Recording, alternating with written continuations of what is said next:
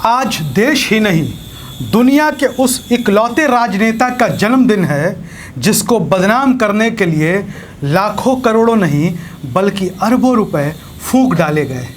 आज उस राजनेता का जन्मदिन है जिसका अपना दोस्त भी पार्टी छोड़कर जाता है, उसकी पार्टी से इस्तीफा देता है, वो अपने दोस्त को भी नहीं रोकता है।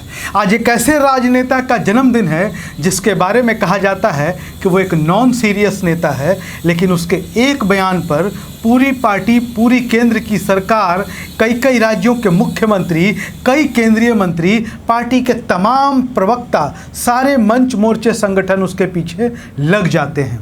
आज उस राजनेता का जन्मदिन है जिसकी एक गलती का इंतज़ार विरोधी नेता, विपक्षी दल के नेता ऐसे करते हैं कि जैसे किसी नॉनवेज की दुकान के बाहर कोई डॉगीज इंतज़ार करता है। जी हाँ, आज राहुल गांधी का जन्मदिन है। कांग्रेस पार्टी के पूर्व अध्यक्ष राहुल गांधी, डिस्क्वालिफाइड एमपी राहुल गांधी अपने ट्विटर बायो में लिखते हैं, यानी कि अब वो पूर्व सांसद हैं। राहुल गांधी के बारे में हम आपको बता दें कि इस पूरी दुनिया के वो इकलौते ऐसे राजनेता हैं जिनको बदनाम करने के लिए, जिनकी इमेज खराब करने के लिए, जिनकी छवि बिगाड़ने के लिए लाखों नहीं, करोड़ों नहीं, अरबों रुपए फूंक डाले गए। राहुल गांधी एक ऐसे राजनेता हैं जिनके परिवार के सदस्यों के बारे में तमाम अमर्यादित, अभद्र, अपशब्द, अश्लील सामग्रियां डाल दी गई सोशल मीडिया पर। देश के लोगों को गुमराह किया गया, लेकिन राहुल गांधी टस से मस नहीं हुए।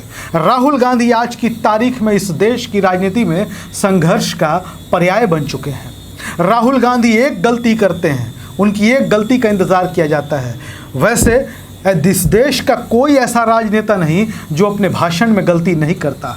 खुद हमारे देश के प्रधानमंत्री माननीय श्री नरेंद्र मोदी जी ने कई मौक़ों पर भाषणों में गलतियां की हैं, उनको ट्रोल भी किया जाता है। हालांकि राहुल गांधी से भी गलतियां हुई होंगी, लेकिन जिस राहुल गांधी के बारे में भारतीय जनता पार्टी कहती है कि Rahul Gandhi non serious leader हैं, राहुल गांधी टाइम पास राजनीति करते हैं, लेकिन वही राहुल गांधी जब एक बयान दे देते हैं तो पूरी भारतीय जनता पार्टी तो छोड़ दीजिए, पूरी केंद्र की सरकार उनके पीछे लग जाती है।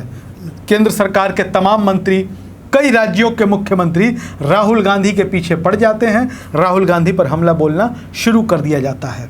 राहुल गांधी के परिवार की जीवित और मृत महिला सदस्यों के बारे में भी तमाम तरीके की अपमानजनक बातें सोशल मीडिया पर आईटी सेल के जरिए डाल दी गई।